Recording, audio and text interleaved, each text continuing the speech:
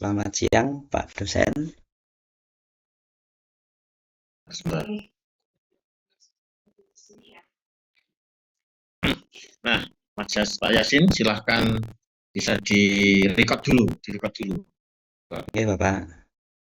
Ya, pastikan record, sudah.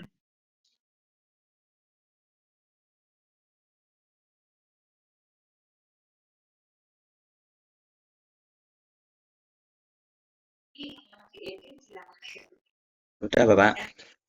Ya, silahkan Pak Yasin bisa mempresentasikan modul ajarnya maksimal 5 menit, tidak boleh lebih-lebih. Silakan. Saya share screen, Pak ya. Ye. Warahmatullahi wabarakatuh. Waalaikumsalam warahmatullahi Selamat wabarakatuh. siang, Bapak Muhammad Rosikan, Bapak dosen. Kali ini saya akan mempresentasikan modul ajar yang berjudul Belajar Al-Quran dan Hadis, yaitu fase C kelas 6.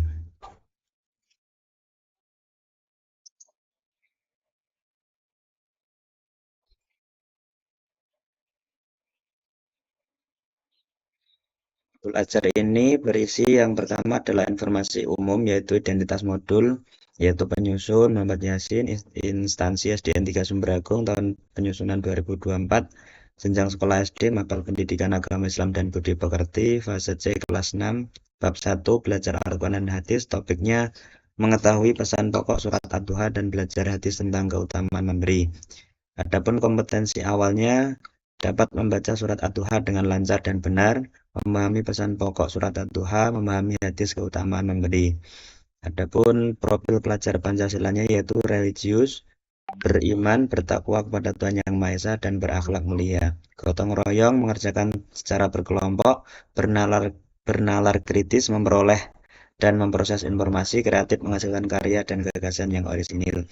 Adapun sumber belajarnya yaitu dari buku panduan guru pendidikan agama Islam dan budi pekerti SD kelas 6, kemudian buku siswa ada juga dengan dari artikel dan dari eh, Google. Kemudian media pembelajaran yaitu video pesan pokok surat Ad-Duha, kemudian video keutamaan memberi, dan PowerPoint tentang surat Ad-Duha dan hadis keutamaan memberi. Alat dan bahannya laptop, proyektor, LKPD, kertas karton, selotip, spidol, lembar evaluasi. Adapun target peserta didiknya yaitu peserta didik kelas 6 reguler 17 siswa. Pendekatan yang saya gunakan yaitu saintifik TPACK, modelnya PBL, Problem Based Learning, metodenya ceramah, tanya jawab, penugasan, diskusi, dan presentasi. Kompetensi intinya yaitu capaian pembelajaran. Peserta didik mampu membaca, menulis, menghafalkan surat Ad-Duha serta mengetahui dan mengamalkan pesan pokok surat Ad-Duha dan menjadi pribadi yang suka memberi kepada yang membutuhkan. Alur tujuan pembelajarannya menulis surat Ad-Duha, kemudian membaca dan menghafalkan serta mengamalkan pesan pokok surat Ad-Duha.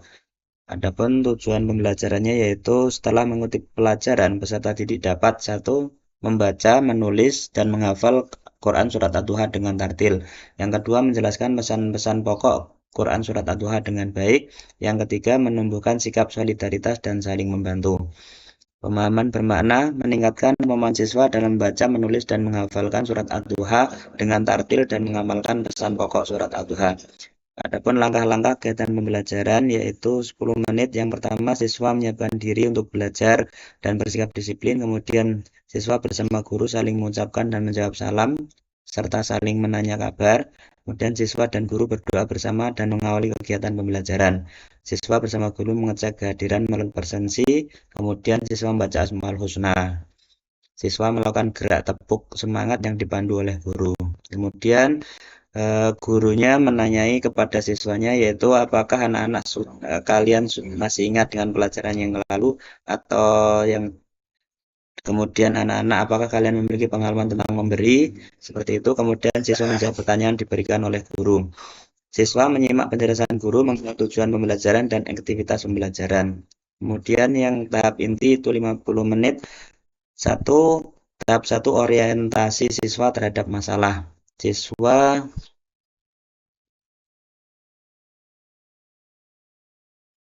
Siswa mengamati PowerPoint tentang bacaan Al-Quran Surat Ad-Duha dan artinya.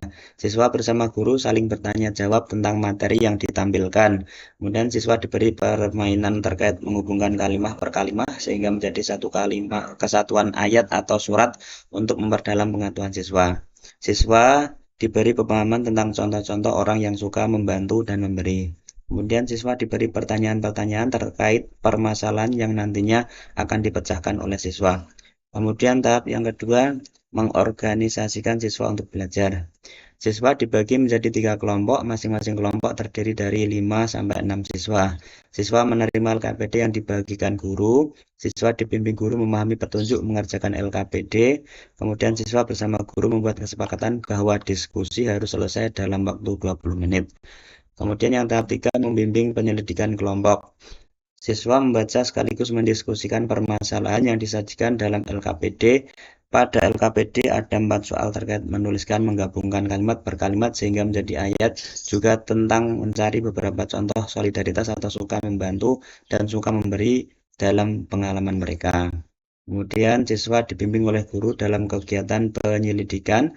Siswa dengan kelompok melakukan diskusi untuk menghasilkan solusi pemecahan masalah. Kemudian siswa mengumpulkan LKPD yang telah dikerjakan dengan tepat waktu 20 menit.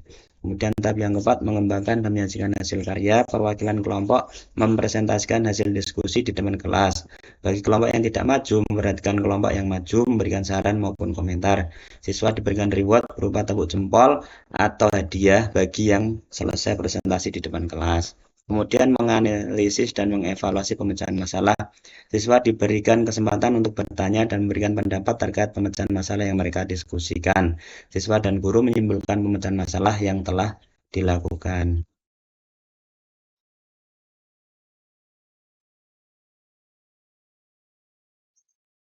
Kemudian penutup 10 menit, yaitu siswa bersama guru menyimpulkan materi yang telah dipelajari dari berbagai kegiatan yang sudah dilakukan. Siswa bersama guru melakukan refleksi atas pembelajaran yang telah berlangsung, seperti bagaimana perasaan kalian selama mengikuti kegiatan pembelajaran hari ini.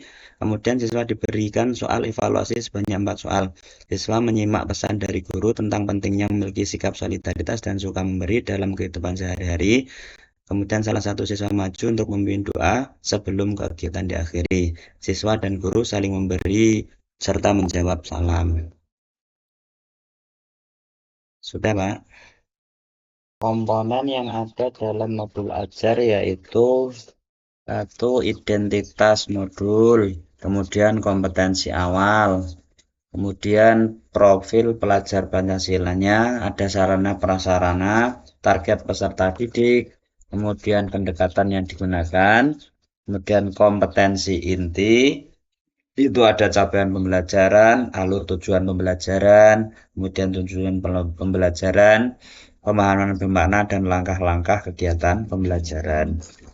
Kemudian ada asesmen atau penilaian-penilaiannya, Pak. Ya, ada 2 asesmen, yaitu asesmen sumatif dan asesmen formatif, Pak. Contohnya asesmen formatif itu adalah tadi saya memberikan 4 pertanyaan pada tengah-tengah pembelajaran. Kemudian saya suruh untuk mengerjakan, kemudian setelah selesai saya suruh untuk mempresentasikan di depan kelas. Kemudian yang asesmen sumatif atau penilaian yang pada waktu terakhir setelah pembelajaran, yaitu saya juga memberikan 4 soal yang dikerjakan secara mandiri. Kemudian setelah itu kalau sudah selesai saya suruh untuk mengumpulkan di depan kelas atau mengumpulkan kepada saya gitu, Pak. TPACK ya, Pak. TPACK itu adalah teknologi atau pembelajaran yang menggabungkan konten, Pak, seperti menggunakan proyektor atau melihat YouTube atau tayangan-tayangan dari luar, Pak. Bismillahirrahmanirrahim. وقال اركبوا فيها بسم الله مجريها ومرساها إن ربي لغفور رحيم قالوا يا أبانا ما لك لا تأمنا على يوسف وإنا له لناصحون